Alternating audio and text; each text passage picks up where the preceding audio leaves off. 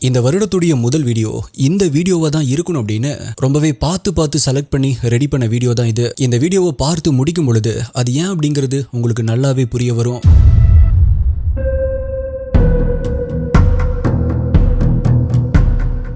அது April 11, 2011 night ஒரு 11:30 மணி இருக்கும். லக்னோல இருந்து டெல்லி புறப்படுறதுக்காக தன்னுடைய ரயில் பாதையில காத்துட்டு இருந்துச்சு பத்மாவதி எக்ஸ்பிரஸ். பல ஆசைகளையும் கனவுகளையும் சுமந்துட்டு இருக்க ஆயிரக்கணக்கான பயணிகளை தன்னுடைய ரயில் பெட்டியில ஏந்திட்டு இருக்க பத்மாவதி எக்ஸ்பிரஸ் இப்ப லக்னோ ஜங்ஷன்ல இருந்து தன்னுடைய பாதையை நோக்கி நகர ஆரம்பிக்குது. அது ஒரு இரவு நேரம் அப்படிங்கறதால ட்ரெயின் கிளம்பி ஒரு 30 நிமிடங்கள் கழிச்சு பேசஞ்சர்ஸ் தூங்குறதுக்காக ட்ரெயின்ல இருக்கிற லைட்ஸ் எல்லாமே ஆஃப் பண்ணப்படுது.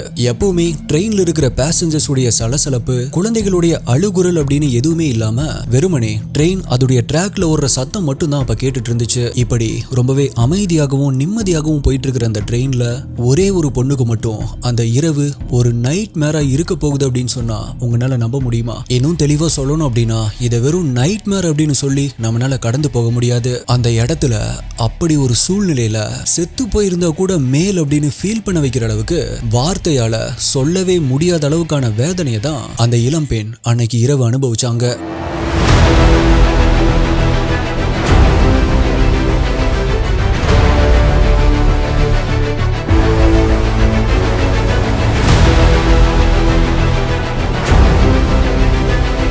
அப்படி வார்த்தையாலேயே சொல்ல முடியாத அளவுக்கு எந்த ஒரு விஷயத்த அந்த பொண்ணு ஃபேஸ் பண்ணாங்க. அப்படி அந்த ஒரு வேதனையை அனுபவிச்ச அந்த பொண்ணுக்கு அடுத்தது என்ன நடந்துச்சு?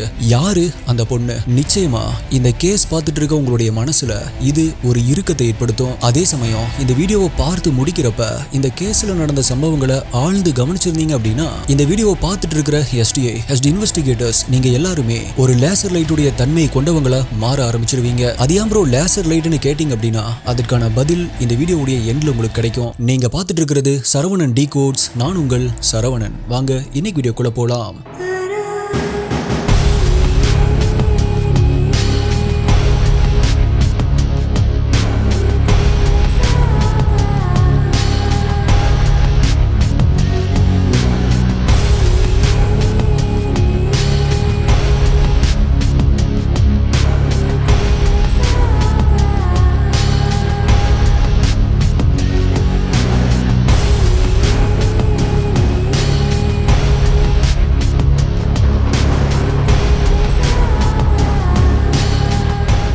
வீடியோவை நிறைய பேர் பார்க்குறீங்க, ஆனால் லைக் பண்ணாமல் பார்க்குறீங்க. ஜஸ்ட் நீங்கள் ப்ரெஸ் பண்ணுற அந்த ஒரு லைக் எனக்கு பல மடங்கு மோட்டிவேஷனை கொடுக்கும். ஸோ லைக் பண்ணாமல் பார்த்துட்டு இருந்தீங்க அப்படின்னா வீடியோக்கு ஒரு லைக் கொடுத்துருங்க. இந்த வீடியோவில் நான் சொல்கிற யூடியூப்ல காமிக்க முடியாத crime scene images, crime scene videos எல்லாமே நம்மளுடைய அஃபீஷியல் டெலகிராம் குரூப்ல தான் அப்டேட் பண்ணுவோம். யூடியூப்ல கரெக்டாக நோட்டிஃபிகேஷன் கிடைக்காதவங்களுக்கும் அங்கே இன்ஸ்டன்ட்டாக அப்டேட் கிடைச்சிடும். டெலகிராம் யூஸ் பண்ணாதவங்களுக்கு வாட்ஸ்அப்பில் நம்மளுடைய சேனல் இருக்கு, அங்கேயுமே உங்களுக்கு இன்ஸ்டன்ட் அப்டேட்ஸ் கிடைச்சிடும். நம்மளுடைய அஃபீஷியல் வாட்ஸ்அப் மற்றும் டெலகிராம் சேனலுடைய லிங்கை டிஸ்கிரிப்ஷன் பின்ட் கமெண்ட்ல கொடுத்திருக்கேன், செக் பண்ணி பாருங்க.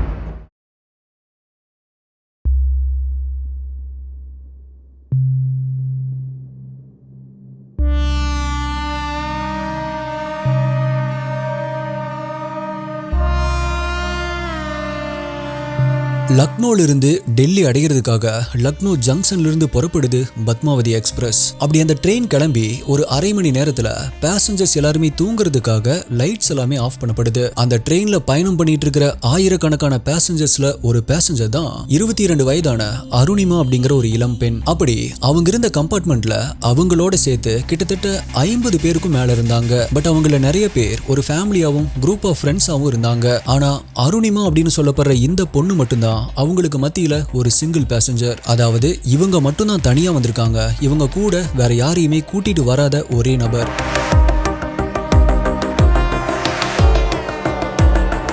இத அருணிமாவும் நோட் பண்றாங்க. என்னதான் நம்ம கூட துணைக்கு ஆள் இல்ல அப்படின்னாலும் அருணிமா அந்த இடத்துல ரொம்பவே சேஃபா தான் ஃபீல் பண்ணாங்க. ஏன் அப்படின்னா நம்மளை சுத்தி இத்தனை பேர் இருக்காங்க. அது மட்டும் இல்ல அவங்க எல்லாருமே ஃபேமிலி மெம்பர்ஸாவும் ஒருத்தருக்கு ஒருத்தர் ஃப்ரெண்ட்ஸாவும் தான் இருக்காங்க.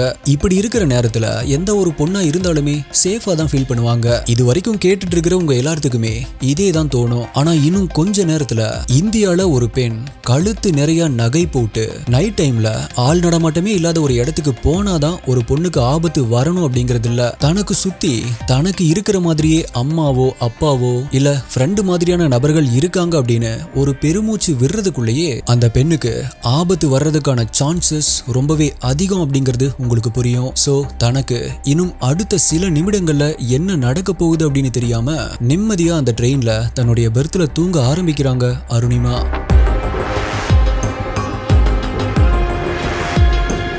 அப்படி தூங்கிட்டு இருந்த சமயத்துல தான் அடையாளம் தெரியாத 4 பேர் அந்த கம்பார்ட்மெண்ட்குள்ள அத்துமீறி உள்ள நுழைறாங்க. அப்படி வந்திருக்கிற அந்த 4 மர்ம நபர்களும் அந்த லோக்கல் ஏரியாவை சேர்ந்த ஒரு திருட்டு கும்பல்காரங்க.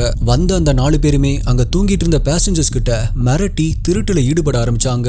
ஒவ்வொருத்தர்கிட்டயுமே மிரட்டி பணம் நகை அப்படின்னு பறிச்சுட்டு இருந்த அந்த கும்பலுடைய பார்வை அங்க நிம்மதியா தூங்கிட்டு இருந்த அருணிமா பக்கம் திரும்ப ஆரம்பிக்குது. இன்னும் தெளிவா சொல்லணும் அப்படின்னா அருணிமா அவங்களுடைய கழுத்துல போட்டிருந்த கோல்ட் செயின் பக்கம் அந்த கும்பலுடைய பார்வை திரும்ப ஆரம்பிக்குது.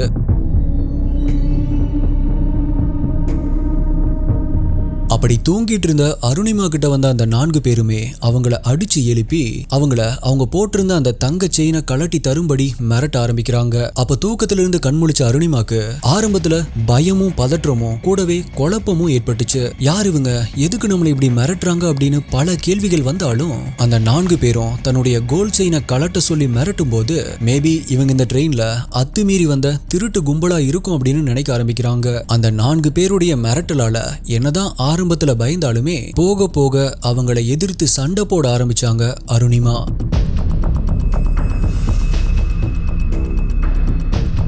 ஏன் அப்படின்னா அவங்க போட்டிருந்த அந்த கோல்ட் செயின் அவங்களுடைய அம்மா கிஃப்டா கொடுத்த ஒரு பொருள். சோ அதை மிஸ் பண்ண கூடாது அப்படின்னு சண்டை போட ஆரம்பிச்சாங்க. சண்டை போடுறது அப்படின்னா சும்மா எல்லாம் கிடையாது. அந்த 4 பேர்ல ஒவ்வொருத்தனையும் சிங்கிள் ஹேண்ட்ல மேனேஜ் பண்ணாங்க. ஒரு கட்டத்துல அந்த 4 பேரையுமே இவங்க தனி ஒரு பொண்ணா அட்டாக் பண்ண ஆரம்பிச்சாங்க. அது எப்படி ப்ரோ, ஒரு நார்மலான பொண்ணு எப்படி அந்த 4 பேரையும் எதிர்த்து சண்டை போட்டிருக்க முடியும் அப்படின்னு உங்களுக்கு ஒரு கேள்வி வரலாம். அதுக்கான பதில் உங்களுக்கு பின்னாடி தெரிய வரும். ஆனா இப்படி சண்டை போட்டுட்டு இருக்கும் பொழுது ஒரு பாயிண்ட்ல அந்த 4 பேரும் அருணிமாவுடைய கை கால்களை ஆளாளுக்கு ஒருத்தங்க ஹோல்ட் பண்ணி அருணிமா தங்களை எதிர்த்து சண்டை போட முடியாத அளவுக்கு அவங்களுடைய கண்ட்ரோல்குள்ள கொண்டு வராங்க. அப்படி அவங்களுடைய கட்டுப்பாட்டுக்குள்ள கொண்டு வந்த அருணிமாவை அவங்களுடைய கழுத்தில் இருந்த கோல்ட் செயினை வலு கட்டாயமா அறுத்தெடுத்துட்டு அவங்கள கொஞ்சம் கூட மனசாட்சி அப்படின்னு ஒண்ணு இல்லாம 120 கிலோமீட்டர் வேகத்துல போயிட்டு இருக்கிற அந்த எக்ஸ்பிரஸ் ட்ரெயின்ல இருந்து ஈவு இரக்கமே இல்லாத அந்த 4 மிருகங்களால தூக்கி எறியப்படுறாங்க அருணிமா.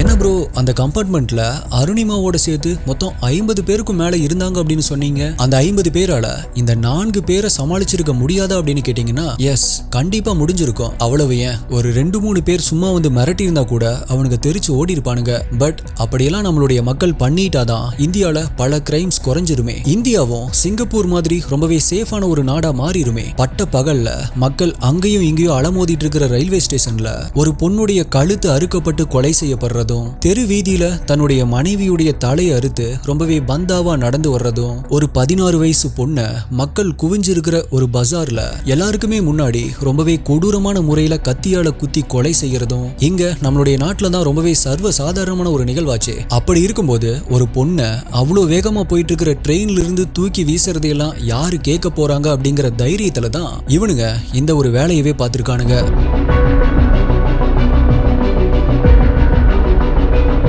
பட் இப்ப தூக்கி வீசப்பட்ட அந்த அருணிமாக்கு என்னாச்சு, அவங்க இறந்துட்டாங்களா ப்ரோ அப்படின்னு கேட்டீங்கன்னா நான் இன்ட்ரோல சொன்ன மாதிரி நம்ம செத்து போயிருந்தா கூட நல்லா இருந்திருக்கும் அப்படின்னு அருணிமாவையே நினைக்க வைக்கிற அளவுக்கு தான் இருந்துச்சு அந்த ஒரு சிச்சுவேஷன். இப்போ அடுத்து நான் சொல்ல போற சில டீடைல்ஸ் உங்களுடைய மனசை பாரமாக்க கூடிய ஒரு விஷயமா இருக்கும். சோ ரொம்பவே சென்சிட்டிவான நபர்களுக்கு இங்கேயே நான் ஒரு வார்னிங் கொடுத்துட்றேன்.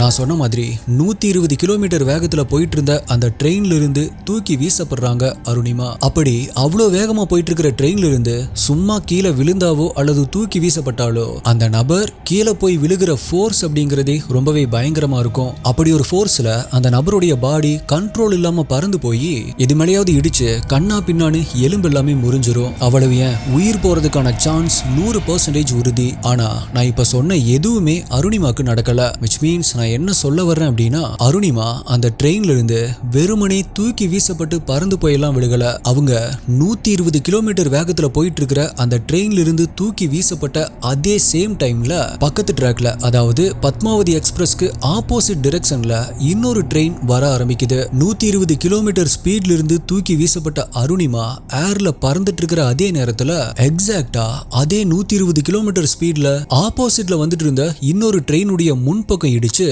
அதே ட்ராக்ல, which means இடிச்ச அந்த ட்ரெயினுடைய ட்ராக்லயே போய் விழுகிறாங்க அருணிமா.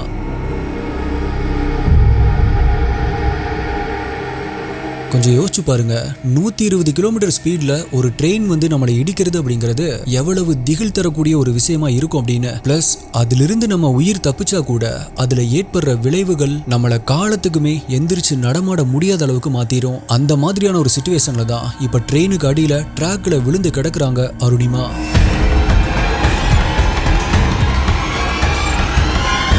அப்ப வரைக்குமே அருணிமா கான்சியஸோட தான் இருந்தாங்க. ஒன்ஸ் அந்த ட்ரெயின் அந்த ட்ராக்கை கடந்து போனதுக்கு அப்புறமா தன்னுடைய பாடி அசைக்க ட்ரை பண்றாங்க. ஆனா ஒரு இன்ச்சு கூட அவங்களால அசைக்க முடியல. ஆனா தான் எங்க இருக்கோம், தன்னை சுத்தி என்ன நடந்துட்டு இருக்கு அப்படிங்கறத பார்த்து அதை ப்ராசஸ் பண்ற அளவுக்கான சுயநினைவு மட்டும் அருணிமா கிட்ட இருந்துச்சு. அப்படிதான் தன்னுடைய தலையை மட்டும் கொஞ்சம் தூக்கி சுத்தி முத்தியும் பார்த்துட்டு அப்படியே தன்னுடைய உடம்ப பாக்குறாங்க. ஆனா அப்படி பார்க்கும் பொழுதுதான் ஒரு அதிர்ச்சி அவங்களுக்கு காத்துட்டு இருந்துச்சு. அது என்ன அப்படின்னா, தன்னுடைய கைப்பகுதி உடம்பு எல்லாமே பார்த்ததுக்கு அப்புறமா அப்படியே தொடையிலிருந்து தன்னுடைய கால் பகுதியை பார்க்கும் போதுதான் தெரிய வருது அவங்களுடைய லெஃப்ட் காலோட முட்டிக்கு கீழே ஒண்ணுமே இல்ல அப்படிங்கிறது. which means அவங்களை இடிச்சிட்டு போன அந்த ட்ரெயினுடைய சக்கரங்கள்ல அவங்களுடைய இடது கால் சிக்கி துண்டா போயிருக்கு அப்படிங்கிறத அப்பதான் உணர ஆரம்பிக்கிறாங்க அருணிமா.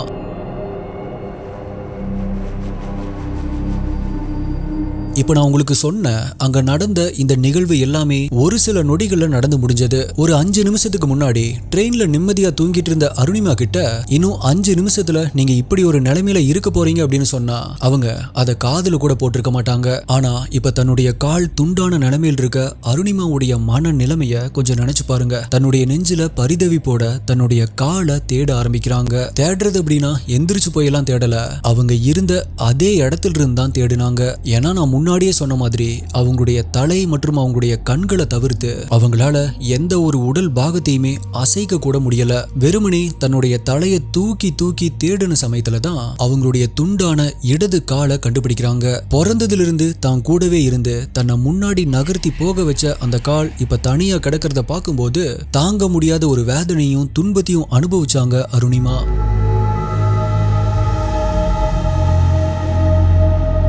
அவங்களுடைய கண்ணுல இருந்து தாரை தாரையா கண்ணீர் மட்டும் வருது அப்படின்னு அவங்களுக்கு தெரியுது. ஆனா தன்னால அழக்கூட முடியாத அளவுக்கு தான் அருணிமாவுடைய பாடி கண்டிஷன் அப்ப இருந்துச்சு. ட்ரெயின்ல இருந்து தூக்கி வீசப்பட்ட அடுத்த நொடியே இன்னொரு ட்ரெயின்ல இடிச்ச அந்த அதிர்ச்சியில இருந்ததால அவங்களுடைய உடம்புல ஏற்பட்டு இருக்கிற அந்த கொடூரமான வலிய கூட அப்ப அவங்களால உணரவே முடியல. அப்ப சுத்தமாவே அவங்களுக்கு பெயின் அப்படிங்கறதே இல்ல. ஆனா நேரம் போக போக அவங்களுடைய அதிர்ச்சி குறைய ஆரம்பிச்சது. அவங்களுடைய உடம்புல ஏற்பட்ட அந்த பாதிப்புடைய வலிய கொஞ்சம் கொஞ்சமா அந்த நரம்புகள் அவங்களுடைய மூளைக்கு அனுப்புற அந்த பெயினை அவங்களால உணர முடிஞ்சது.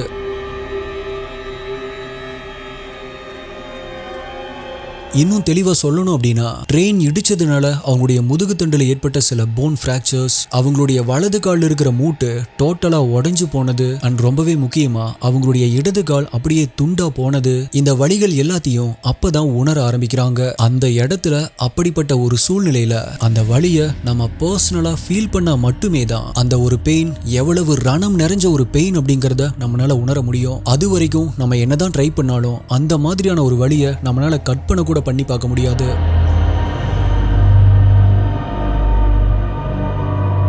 அது இது ஒரு நைட் டைம் அப்படிங்கறதாலையும் பிளஸ் ஆள் நடமாட்டமே இல்லாத வெறும் ட்ரெயின்ஸ் மட்டுமே போயிட்டு வரக்கூடிய ஒரு பகுதி அப்படிங்கறதாலையும் அங்க சுத்தி முத்தியும் மனிதர்கள் யாருமே இல்ல. இப்படி இருக்கிற சமயத்துல அருணிமா வலி தாங்க முடியாம கத்தி கதறி அழ ஆரம்பிக்கிறாங்க. தன்னை யாராவது காப்பாத்த மாட்டாங்களா அப்படின்னு ஹெல்ப் ஹெல்ப் அப்படின்னு கத்தி கூச்சல் போட ஆரம்பிக்கிறாங்க. அப்படி அவங்க கத்திட்டு இருந்த அதே நேரத்துல அவங்களுடைய துண்டான கால் பகுதியில் இருந்து லிட்டர் கணக்குல ரத்தம் வழிய ஆரம்பிக்குது. இப்படி ஹெவி பிளட் லாஸ் ஆகிட்டு இருந்ததால கத்தி ஹெல்ப் கேட்டுட்டு இருந்த அருணிமா சத்தம் போட முடியாத அளவுக்கு டயர்ட் ஆகுறாங்க. கொஞ்ச நேரத்திலேயே தன்னுடைய வாயை கூட அசைக்க முடியாத நிலைமைக்கு தள்ளப்படுறாங்க. இப்போ அவங்கனால பண்ண முடிஞ்சது எல்லாமே ஒண்ணுதான். அது என்ன அப்படின்னா அங்க ட்ராக்ல துண்டாகி கிடக்கிற அவங்களுடைய கால் பாகத்தையும் தன்னுடைய உடம்புல இருந்து துண்டாகி அங்க கீழே ட்ராக்ல செதறி கிடக்கிற தன்னுடைய சதை பகுதியையும் அங்க ட்ரெயின் ட்ராக்ல இருக்கிற சில பெருச்சாளிகள் ரசிச்சு சாப்பிட்டு இருக்கிற அந்த ஒரு காட்சியை பார்க்கறது மட்டும்தான் அவங்களால பண்ண முடிஞ்ச ஒரே விஷயம்.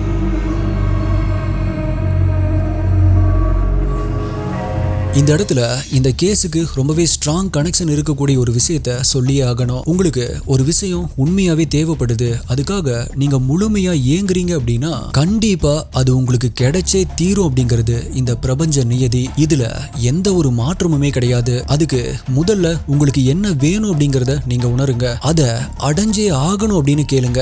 நிச்சயமா அது உங்களுக்கு கிடைக்கும். இந்த யூனிவர்ஸ், இந்த பிரபஞ்சத்துக்கும் மனிதனுடைய எண்ணத்துக்கும் என்ன சம்பந்தம் அப்படின்னு கேக்குறீங்களா? அததான் தி சீக்ரெட் ஆஃப் மேனிஃபெஸ்டேஷன் அப்படிங்கிற இந்த புக்ல சொல்லியிருக்காங்க. ரொம்பவே இன்ட்ரெஸ்டிங்கான இந்த புக்கை ஆடியோ ஃபார்மட்ல குக்கு எஃப்எம்ல கேளுங்க. T5T50 இந்த கூப்பன் கோடை யூஸ் பண்ணா உங்களுக்கு 50% ஆஃபர் கிடைக்கும். கூப்பன் கோட் ஆப்போட லிங்க் டிஸ்கிரிப்ஷன் பின்ட் கமெண்ட்ல கொடுத்திருக்கேன், யூஸ் பண்ணிக்கோங்க. ட்ரெயின்ல இருந்து தூக்கி வீசப்பட்ட அந்த ஒரு அதிர்ச்சி, தன்னுடைய கால் துண்டாகி எங்கேயோ ஒரு இடத்துல கிடக்கிற அந்த வேதனை, தன்னுடைய உடம்புல ஏற்பட்ட அந்த போன் பிராக்சர்ஸ், தன்னுடைய சொந்த காலையே தன்னுடைய கண்ணு முன்னாடியே சில பெருச்சாளிகள் சாப்பிட்டு இருக்கிறது அப்படின்னு இது எல்லாத்தையுமே தாண்டி தன்னை யாராவது காப்பாத்த வரமாட்டாங்களா அப்படிங்கிற ஒரு ஏக்கம், அந்த இருட்டுக்குள்ள அந்த ஒரு இரவு எவ்வளவு கொடூரமான நீண்ட இரவா இருந்திருக்கும் அப்படின்னு கொஞ்சம் ஃபீல் பண்ணி பாருங்க. சாகாமலேயே நரக வேதனையை அனுபவிச்ச அந்த ஒரு நொடியில தான் நான் இன்ட்ரோல சொன்ன மாதிரி நம்ம செத்தா கூட நல்லா இருக்குமே அப்படின்னு மனசு நிறைய வலியோட நினைக்கிறாங்க அருணிமா.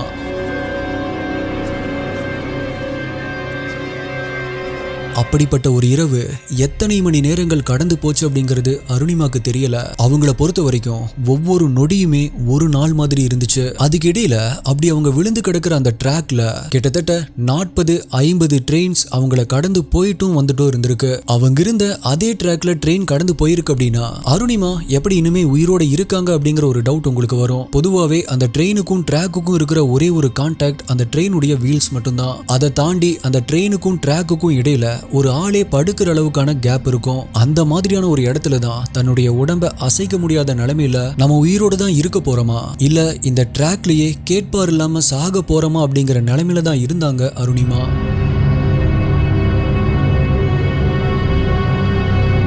ஆனா இந்த இடத்துல பர்சனலா எனக்கு ஒண்ணு தோணுச்சு. அது என்ன அப்படின்னா, பொதுவாவே கமர்ஷியல் ட்ரெயின்ஸ், அதாவது சாதாரணமா நம்ம ஊருக்கு போயிட்டு வரக்கூடிய எக்ஸ்பிரஸ் ட்ரெயின்ஸ்ல இருக்கிற பாத்ரூம் உடைய கட்டமைப்பு நமக்கு நல்லாவே தெரியும். நம்ம ட்ரெயின்ல கழிக்கக்கூடிய அந்த கழிவு எல்லாமே செப்பரேட்டா கலெக்ட் பண்ணி அதை டிஸ்போஸ் பண்ண மாட்டாங்க.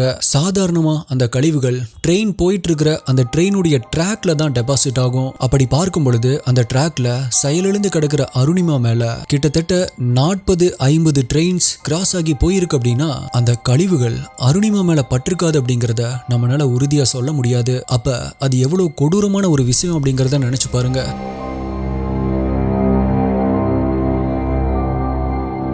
எத்தனை மணி நேரம் போச்சு அப்படின்னு கூட தெரியல. கனவுலையும் நினைச்சு பார்க்க முடியாத அளவுக்கு போயிட்டு இருந்த அந்த ஒரு இரவு ஒரு வழியா ஃபைனலி விடிய ஆரம்பிக்குது. ஆனா இதுல ஆச்சரியப்பட வேண்டிய விஷயம் என்ன அப்படின்னா, அது வரைக்குமே அருணிமா கான்சியஸோட தான் இருந்திருக்காங்க. காலையில விடிஞ்ச அந்த டைம்ல பக்கத்து கிராமத்துல இருந்த சில நபர்கள் அந்த ட்ராக்ல வந்து அவங்களுடைய காலை கடனை முடிக்கிறதுக்காக வர ஆரம்பிக்கிறாங்க. அப்ப வரைக்குமே தன்னுடைய கடைசி நிமிடத்தை எண்ணிட்டு இருந்த அருணிமாக்கு சில மனிதர்கள் அங்க வர்றதை பார்த்ததுக்கு அப்புறமா ஒரு நம்பிக்கை பிறக்க ஆரம்பிக்குது.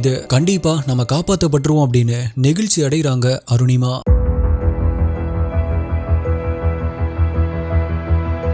அப்படி அங்க வந்த அந்த கிராமத்து நபர்கள் இந்த மாதிரியான ஒரு நிலைமையில ஒரு பொண்ணை பார்க்கும்போது ட்ரெயின்ல அடிபட்டு இறந்து போன ஒரு பொண்ணா தான் இருக்கும் அப்படின்னு ஆரம்பத்துல நினைக்க ஆரம்பிக்கிறாங்க. ஆனா அந்த பொண்ணு கண்ணை மட்டும் அசைக்கிறத பார்த்த அடுத்த நொடியே அந்த ஊர் மக்கள் எல்லாருமே சேர்ந்து அருணிமாவை காப்பாத்த முன் வராங்க. அதுலயும் முக்கியமா பின்டு கான்ஷியாப் அப்படிங்கிற ஒரு நபர் தான் அருணிமாவை காப்பாத்த முயன்ற முக்கியமான ஒரு நபர். கிராமத்து மக்கள் அருணிமாவை பக்கத்தில் இருந்த ஒரு ரயில்வே ஸ்டேஷனுக்கு கொண்டு போறாங்க. அப்படி கொண்டு போகப்பட்ட அருணிமாவை அந்த ஸ்டேஷன்ல வேலை பார்க்கிற ஸ்டேஷன் மாஸ்டர் மற்றும் சில அதிகாரிகள் ரொம்பவே அலட்சியத்தோட நடத்த ஆரம்பிக்கிறாங்க. ஏன் அப்படின்னா அருணிமாவை பார்த்த அந்த நிலைமையில இதெல்லாம் பொழைக்காது, இது இப்பயோ அப்பயோ தான் இருக்கும்னு அந்த அளவுக்கு அருணிமா மேல இன்ட்ரெஸ்ட் காமிக்கல.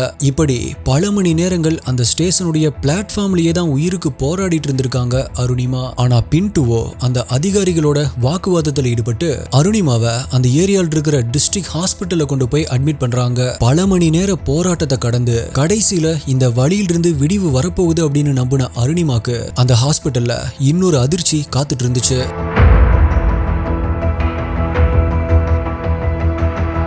அட்மிட் பண்ணப்பட்ட அருணிமாவை டாக்டர்ஸ் செக் பண்றாங்க. அப்போ வெளிப்பகுதி உடம்புல சில சின்ன காயங்கள் இருந்தாலுமே அவங்களுடைய ஸ்பைன்ல அதாவது முதுகு தண்டுல சில போன் பிராக்சர்ஸ் ஆயிருக்கிறத நோட் பண்றாங்க. அது மட்டும் இல்லாம துண்டாக்கப்பட்ட இடது கால் பகுதி வழியா ரொம்பவே அதிகப்படியான ரத்தம் வெளியேறி இருக்கிறதையும் நோட் பண்றாங்க. சோ இப்ப உடனடியா அந்த பிரச்சனையை சரி செஞ்சாகணும். அருணிமாவுடைய இடது காலுடைய மூட்டுக்கு கீழே இருக்கிற கால் தான் துண்டாகி போயிருக்கு. சோ இப்ப பிளட் லாஸை கட்டுப்படுத்தணும் அப்படின்னா இமீடியட்டா அவங்களுடைய இடது கால் இருக்கிற மூட்டையே தனியா வெட்டி எடுத்தாகணும். இந்த ப்ராசஸை ஆம்புடேஷன் அப்படின்னு சொல்லுவாங்க. ஆனா பிரச்சனையே இங்க தான் ஸ்டார்ட் ஆகுது.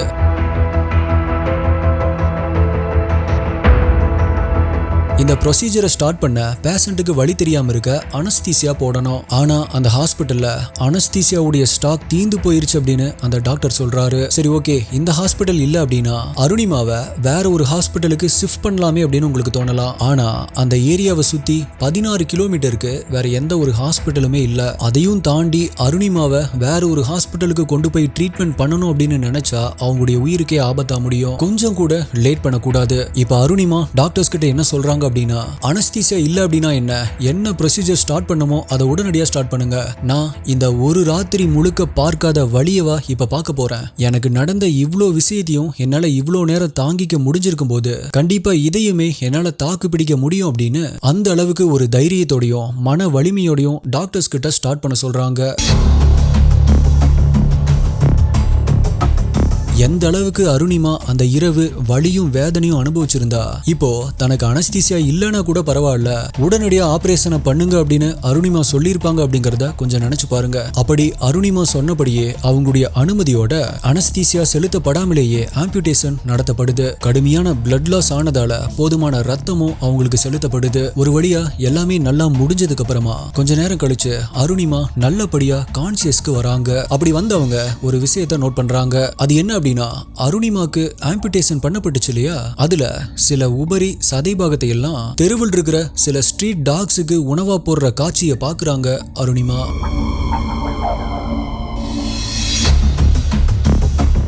அருணிமா ஹாஸ்பிட்டல் அட்மிட் பண்ணப்பட்ட அதே சமயத்துல போலீஸும் மீடியாவும் ஹாஸ்பிட்டலுக்கு வர ஆரம்பிக்கிறாங்க. போலீஸ் அருணிமா கிட்ட விசாரணையை தொடங்குறாங்க. அவங்களுக்கு அன்னைக்கு நைட்டு என்ன நடந்துச்சு அப்படிங்கறத ரொம்பவே டீடைல்டா கேட்டு தெரிஞ்சுக்கிறாங்க. அதே நேரம் லக்னோல ஓடுற ஒரு ட்ரெயின்ல இருந்து ஒரு பொண்ணு தூக்கி வீசப்பட்ட இந்த சம்பவம் நாடு முழுவதுமே தீ மாதிரி பரவ ஆரம்பிக்குது. சோ இது யூபியுடைய ஒரு சென்சேஷனல் நியூஸா மாற ஆரம்பிக்குது. கேஸ் ரொம்பவே சீரியஸா போறதால இந்த ஒரு இஷ்யூல யூபி மற்றும் நேஷனல் கவர்மெண்ட்டும் இன்வால்வ் ஆகுது. இதை தொடர்ந்து அருணிமாவை பத்தி விசாரிக்க ஆரம்பிக்கும் போதுதான் ஒரு ஆச்சரியமான விஷயம் தெரிய வருது.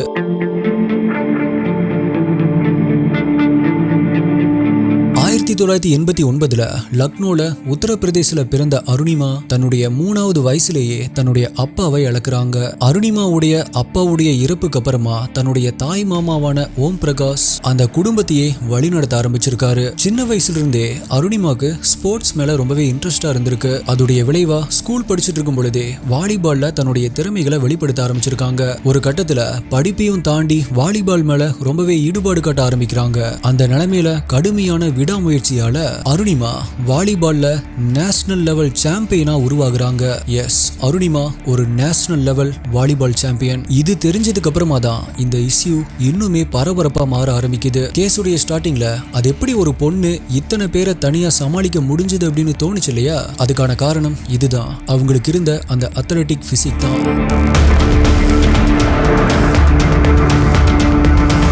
பட் என்னதான் ஸ்போர்ட்ஸ்ல ஸ்டார் மாதிரி ஜொலிச்சாலுமே தன்னுடைய கெரியரை நோக்கி போக ஆரம்பிக்கிறாங்க. இதனால தன்னுடைய மாமா ஓம் பிரகாஷ் உடைய ஆலோசனையினால அருணிமா பேரா மிலிட்டரி போர்சஸ்ல ஜாயின் பண்ண முடிவெடுக்கிறாங்க. பேரா மிலிட்டரி போர்ஸ் அப்படின்னா ஒண்ணும் இல்ல, மிலிட்டரி போர்ஸ் பீப்புள் நம்மளுடைய நாட்டுடைய எல்லையிலிருந்து நம்மளை பாதுகாப்பாங்க. பட் பேரா மிலிட்டரி போர்ஸ் நம்மளுடைய நாட்டுக்குள்ள இருந்து நம்மளை பாதுகாப்பாங்க. பட் அருணிமாக்கு சுலபமா அந்த வேலை கிடைச்சது அப்படின்னா அதுதான் இல்ல. பல முறை முயற்சி செஞ்சு கடைசியா அவங்களுக்கு கால் லெட்டர் வருது. ஆனா அதுல ஒரு சிக்கல் வந்துச்சு.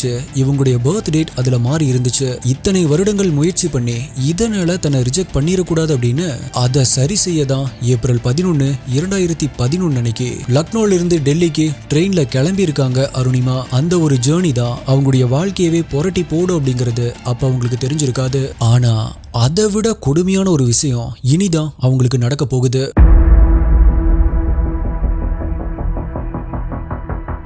அருணிமா ஒரு ஸ்போர்ட்ஸ்மேன் அப்படிங்கறதால லோக்கல் ஹாஸ்பிட்டல்ல இருந்து எய்ம்ஸ் மருத்துவமனைக்கு அவங்கள மாற்றி சிகிச்சைக்கான எல்லா செலவுகளையுமே கவர்மெண்ட் ஏத்துக்கிறாங்க. மிடில் கிளாஸ் நிலைமையில இருந்ததால கவர்மெண்ட் தரக்கூடிய இந்த சலுகை அருணிமாவுடைய குடும்பத்துக்கு ரொம்பவே நிம்மதியை கொடுத்துச்சு. இது மட்டும் இல்லாம அருணிமாவுக்கு ஏற்பட்ட இழப்புக்கு நஷ்ட ஈடா 2 லட்சம் ரூபாய் பணமும் கவர்மெண்ட் வேலையொன்னும் யூபி கவர்மெண்டால வழங்கப்படுது. இப்படி எல்லாமே நல்லா போயிட்டு இருந்த சமயத்துல தான் இந்த கேஸை இன்வெஸ்டிகேட் பண்ண ஆரம்பிக்கிறாங்க போலீஸ். அப்போ அருணிமா சொன்ன அந்த அடையாளங்களை வச்சு அந்த 4 நபர்களையுமே பிடிக்க ரொம்பவே தீவிரமா இறங்குனாங்க யூபி போலீஸ். பட் இந்த கேஸ்ல எந்த ஒரு முன்னேற்றமுமே நடக்காம இருந்த அந்த சமயத்துல தான் அருணிமாக்கு எதிரா சில ரூமர்ஸ் பரவ ஆரம்பிக்குது.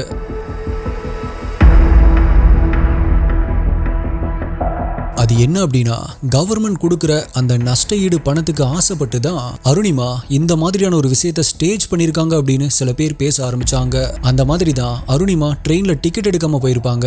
அப்போ டிக்கெட் செக்கர் கிட்ட இருந்து மாட்டிக்காம இருக்கிறதுக்கு தான் ட்ரெயின்ல இருந்து குதிச்சிருப்பாங்க அப்படின்னு சில ரூமர்ஸ் பரவ ஆரம்பிச்சது. ஆனா சம்பவம் நடந்த அன்னைக்கு நைட்டு அருணிமா லக்னோ ரயில்வே ஸ்டேஷன்ல டிக்கெட் எடுக்கிற அந்த காட்சி சிசிடிவில பதிவாகி இருக்கு. சோ அந்த ரூமர்ஸ் பொய் அப்படின்னு நிரூபிக்கப்படுது. ஆனா இதை ஏத்துக்காத சில பேர் கண்டிப்பா அவங்க தன்னுடைய உயிரை தானே எடுக்க அட்டம் பண்ண போய் ஆர் அந்த ட்ராக்கை இவங்க கிராஸ் பண்ணும் பொழுது இவங்களுக்கு இப்படி நடந்திருக்கும் அப்படின்னு பேச ஆரம்பிச்சாங்க. அது எப்படி 120 கிலோமீட்டர் வேகத்துல ட்ரெயின் போகுமாமா, அதிலிருந்து இவங்களை தூக்கி வீசுவாங்களாமா, அதே நேரத்துல ஆப்போசிட்ல ஒரு ட்ரெயின் வந்து இவங்களை இடிக்குமாமா, ஆனா இவங்க சாக மாட்டாங்களாமா அப்படின்னு எல்லா ஊர்லயுமே எப்படி அடுத்தவனை குறை சொல்லலாம் அப்படிங்கிற சில டாக்ஸிக் எச்சைகள் இருக்கும்ல, அது எல்லாமே பேச ஆரம்பிச்சிருக்கு. நினைச்சு பாருங்க, இது எல்லாத்தையுமே கிராஸ் பண்ணி வந்த அருணிமாவுக்கு இதை கேட்கும் பொழுது எப்படி இருந்திருக்கும். ஆனா கோர்ட் இது எல்லாத்தையுமே முற்றிலுமா மறுத்துச்சு.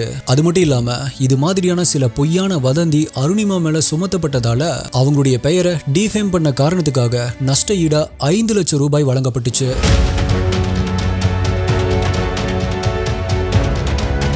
கிட்டத்தட்ட 4 மாதங்கள் எய்ம்ஸ் ஹாஸ்பிட்டல்ல ட்ரீட்மெண்ட் எடுத்துட்டு இருந்த நிலைமையில அருணிமாக்கு ஒரு விஷயம் ரொம்பவே நெருடலா இருந்துச்சு. அது என்ன அப்படின்னா, ஒரு காலை இழந்துட்டதால தன்னை எல்லாமே கருணை பார்வையோட பார்க்கிற அந்த பார்வைய அருணிமா வெறுக்க ஆரம்பிச்சாங்க.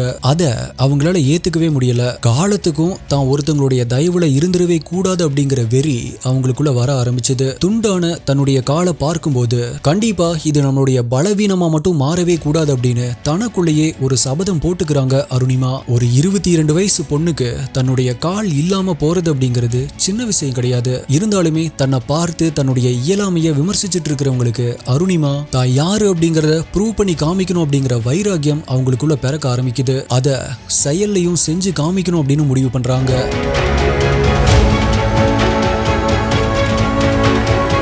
எய்ம்ஸ் ஹாஸ்பிட்டல்ல பெட்ல படுத்து ரெஸ்ட் எடுத்துட்டு இருந்த அருணிமா மவுண்ட் எவரெஸ்ட் உடைய ஆர்டிகல் ஒன்ன படிக்கிறாங்க. அதுல எவரெஸ்ட் உடைய உச்சியை தொடர்றதுக்கு 15 வழிகள் இருக்கு அப்படின்னும், அதுல 14 வழிகள் 14 மவுண்டன் கிளைமரால உருவாக்கப்பட்டது அப்படின்னும், லாஸ்டா இருக்கிற அந்த 15வது தடம் ரொம்பவே அரைகுறையா தான் இருக்கும் அப்படின்னு அந்த ஆர்டிகல்ல போட்டிருந்துச்சு. இதை எல்லாத்தையுமே படிச்ச அருணிமா என்ன நினைச்சாங்க அப்படின்னு தெரியல. உடனடியா பக்கத்துல இருந்த அவங்களுடைய அண்ணி கிட்ட, நான் மவுண்ட் எவரெஸ்ட் உடைய உச்சியை தொட போறேன், அதுவும் அந்த 15வது வழி மூலியமா அப்படின்னு சொன்னாங்க.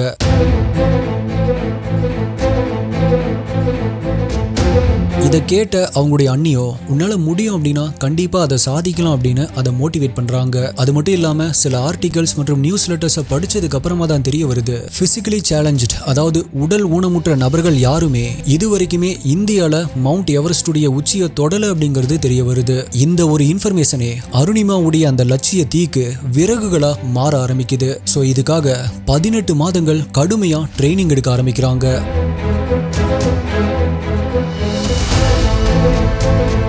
எவரெஸ்ட் மவுண்டன் ஏறுறது அப்படிங்கிறது சாதாரணமா யாராலையும் பண்ணக்கூடிய ஒரு விஷயம் கிடையாது. எவரெஸ்ட் ஏற முயற்சி பண்றவங்களுக்கு அது ரொம்ப நல்லாவே தெரியும். அது ஏன் அப்படின்னா எண்ணி பார்க்க முடியாத அளவுக்கு ராட்சத உயரம், கடுமையான வெதர் அப்படின்னு இவ்வளோ சிரமங்கள் இருக்கிற அந்த ஒரு ஜேர்னில ரொம்பவே வெல் ட்ரெயின்டு கிளைமர்ஸ் ஏறுறதுக்கே ரொம்பவே சவாலான ஒரு விஷயமா இருக்கும். பட் இது எல்லாமே தாண்டி ஏறியே தீருவேன் அப்படின்னு அங்க போன பல பேர் அங்கேயே உயிரை விட்டுருக்காங்க. இப்படியான ஒரு ஆபத்தான பயணத்தை தான் சூஸ் பண்ணியிருக்காங்க அருணிமா. ஆனா அப்படி தன்னுடைய பயிற்சியை ஸ்டார்ட் பண்ண ஆரம்ப கட்டத்துல தன்னுடைய இடத்துல இருந்து பக்கத்தில் இருக்கிற மவுண்டன் கேம்புக்கு நடந்து போகவே ரொம்பவே கஷ்டப்பட்டாங்க. இன்னும் தெளிவா சொல்லணும் அப்படின்னா நார்மல் பீப்புள் ஒரு 2-3 மினிட்ஸ்ல ரீச் பண்ற அந்த டிஸ்டன்ஸை அருணிமா 2-3 மணி நேரங்கள் எடுத்துக்கிட்டாங்க.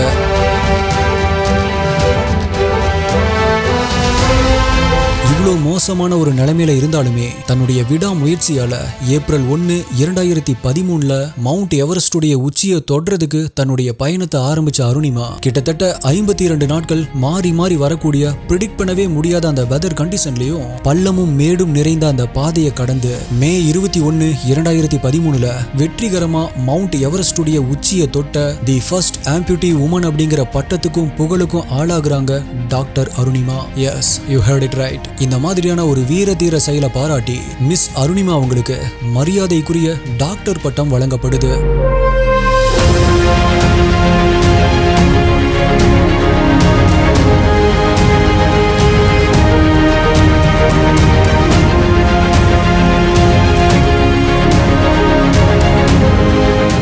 அருணிமாவுடைய வெற்றி இதோட முடியல. இந்தியால எப்படி மவுண்ட் எவரெஸ்டோ அதே மாதிரி உலகத்துல எத்தனையோ உயரமான மலைகள் இருக்குதே, அது எல்லாமே எனக்காக தான் காத்துட்டு இருக்கு அப்படின்னு Mount Kilimanjaro, Mount Elbrus, Mount Vinson அப்படின்னு உலகத்தில் இருக்கிற 7 மலைகளையும் ஒரு ஆம்பியூட்டி பெண்மணியா கைப்பற்றி இருக்காங்க வீர பெண்மணி அருணிமா. இதுல நமக்கெல்லாம் ஹார்ட் டச்சிங்கான ஒரு மூமெண்ட் என்ன அப்படின்னா, அப்படி அவங்க தொட்ட எல்லா மலை உச்சிகளையும் நம்மளுடைய தேசிய கொடியோட சேர்த்து சுவாமி விவேகானந்தருடைய போட்டோவும் அருணிமாவால அங்க வைக்கப்பட்டுட்டு வந்திருக்கு.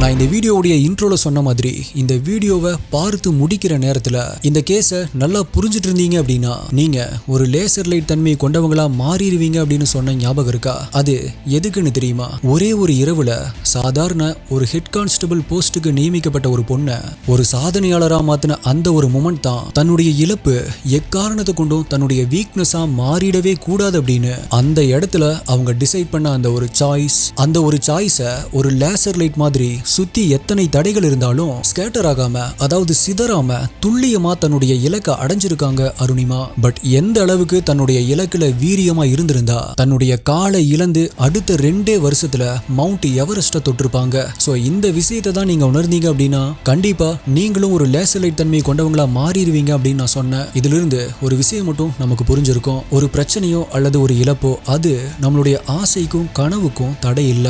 எல்லாருக்குமே அவங்கவுங்களுடைய வாழ்க்கையில இந்த மாதிரியான ஏதோ ஒரு சம்பவங்கள் நடந்திருக்கும். ஆனா அந்த சம்பவத்துக்கு அப்புறமா அப்படியே நீங்க முடங்கி கிடக்க போறீங்களா அல்லது அதிலிருந்து ஒரு ஃபீனிக்ஸ் பறவை மாதிரி எந்திரிச்சு வர போறீங்களா அப்படிங்கிறது நம்ம எடுக்கிற அந்த ஒரு சாய்ஸ் தான் நம்மளுடைய ஃபியூச்சரை டிசைட் பண்ணுது. ஸோ டியர் எஸ்டி இன்வெஸ்டிகேட்டர்ஸ், நீங்க இந்த கேஸை பத்தி என்ன நினைக்கிறீங்க? அருணிமாவுடைய இந்த நிகழ்வு உங்களுக்கு ஒரு புது உத்வேகத்தையும் நம்பிக்கையும் கொடுத்திருக்கும் அப்படின்னு நம்புறேன். வீடியோவை நிறைய பேர் பாக்குறீங்க, ஆனா லைக் பண்ணாம பாக்குறீங்க. ஜஸ்ட் நீங்க பிரஸ் பண்ற அந்த ஒரு லைக் எனக்கு பல மடங்கு மோட்டிவேஷனை கொடுக்கும். இந்த மாதிரியான வீடியோஸ்க்கும் நீங்க சப்போர்ட் பண்றீங்க அப்படிங்கிறது எனக்கு புரியும். அருணிமா மாதிரி எனக்குமே ஒரு மோட்டிவேஷனலா இருக்கும். அருணிமாவை பத்தி தெரிஞ்சுக்க வேண்டிய பல பேர்கிட்ட யூடியூப் இந்த வீடியோவை கொண்டு போய் சேர்க்க உதவி பண்ணும். முடிஞ்ச அளவுக்கு எத்தனை பேர்கிட்ட இந்த வீடியோ உங்களால ஷேர் பண்ண முடியுமோ உங்களுடைய ஃப்ரெண்ட்ஸ் அண்ட் ஃபேமிலி அப்படின்னு மேக்ஸிமம் பீப்புள் கிட்ட ஷேர் பண்ணுங்க. மேலும் இந்த கேஸை போட சொல்லி கேட்டிருந்த நம்மளுடைய STI எல்லாத்துக்குமே நான் தேங்க்ஸ் சொல்லிக்கிறேன். அதை பார்த்து இந்த வீடியோவை சர்ச் பண்ணும்போது தான் இந்த வருடத்துடைய முதல் வீடியோவா இதுதான் இருக்கணும் அப்படின்னு வெயிட் பண்ணி போட்டிருக்கேன். Love you STI, happy new year. இந்த வீடியோல நீங்க பண்ற உங்களுடைய பெஸ்டான கமெண்ட் அடுத்த வீடியோல வரும். இதே மாதிரியான வேற ஒரு வீடியோல மீட் பண்றேன். நன்றி, பாய்.